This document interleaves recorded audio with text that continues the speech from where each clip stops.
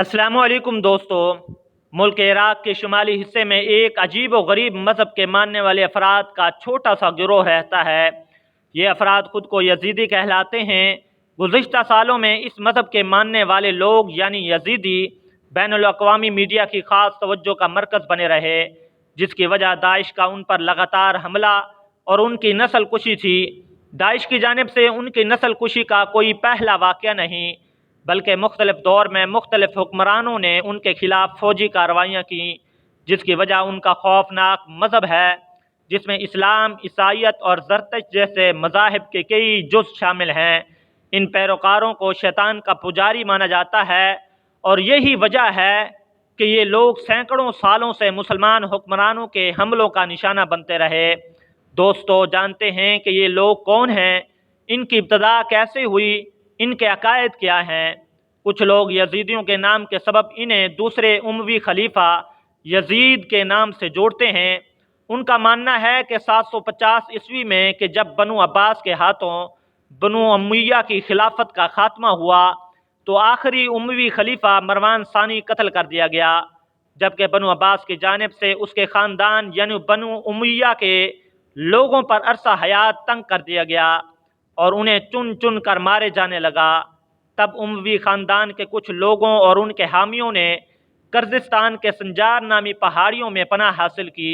ये लोग यहाँ के मकामी लोगों के साथ मिलजुल कर रहने लगे और वक्त गुजरने के साथ साथ उनके मज़हब में दूसरे कई मज़ाहिब यानी ईसाईयत और ज़रतश की मुख्तलिफ चीज़ें शामिल होती रहीं और इस गिरोह ने ऐसा ऐसा मौजूदा शक्ल इख्तियार कर ली।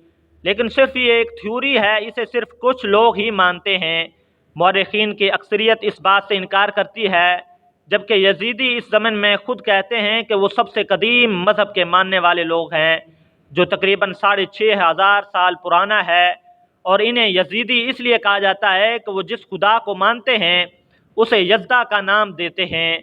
यजीदियों का मानना है कि यज़दा ही इस दुनिया का खालिक है और उसने इस दुनिया को चलाने की खातिर 7 फरिश्तों को भी मामूर किया है, जबकि उन 7 फरिश्तों का सरदार मलिक तागूस नामी एक फरिश्ता था, जिसे मोर फरिश्ता भी कहा जाता है।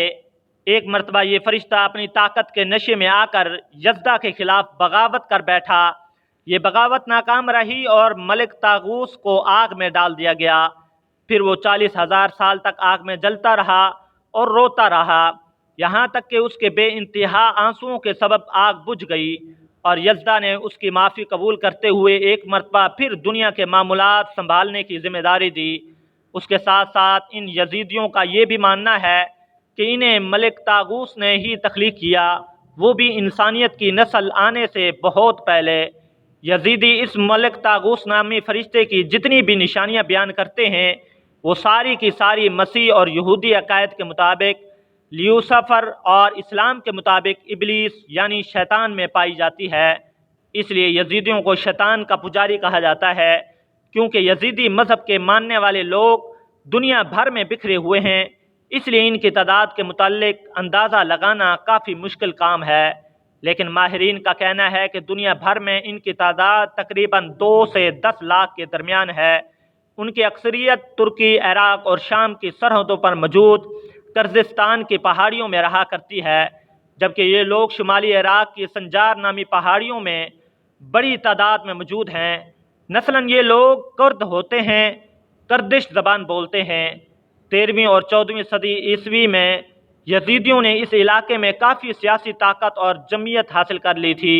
चूँकि उनके अकायद इस्लामी नज़रियात से बिल्कुल अलग हैं, इसलिए ये लोग उस दौर में मुसलमान हुक्मरानों के लिए एक ख़तरा बन चुके थे। मलिक तागूस नामी देवता की इबादत के सबब मुसलमान इन्हें शैतान के पुजारी कहते थे। इसी सबब 15वीं सदी में मुसलमानों और यजीदियों के दरमियान कई जंगी मार्के भी हुए, जिनमें यजीदियों को शिकस्त से दो चार होना पड़ा।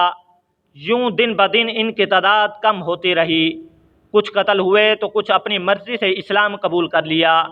अपने आप को महफूज करने के लिए 19वीं सदी और 20वीं सदी के दरमियान यजीदियों की एक बड़ी जमात जर्मनी और यूरोप के दीगर हिस्सों में मुंतकिल हो चुकी है और अपने अकायद के मुताबिक ज़िंदगी गुजार रही है। ये लोग अपनी बरादरी से बाहर शादी नहीं करते। अगर कोई यजीदी अपने ख़ानदान से बाहर शादी कर ले تو اسے دائرہ مذہب سے خارج کر دیا جاتا ہے۔ اس مذہب کے ماننے والوں کے مطابق سب سے بڑی سزا یہی ہو سکتی ہے کہ اسے برادری سے خارج کر دیا جائے، اس طرح اس کی روح پاک نہیں رہتی۔ ناظرین، یہ تھی آج کی ویڈیو پسند آنے کی صورت میں ویڈیو کو لائک کریں، چینل کو سبسکرائب کریں تاکہ نئی آنے والی ویڈیوز کا نوٹیفیکیشن آپ کو بر وقت موصول ہو سکے۔ ملتے ہیں ایک نئی ویڈیو کے ساتھ، تب تک کے لیے اللہ حافظ۔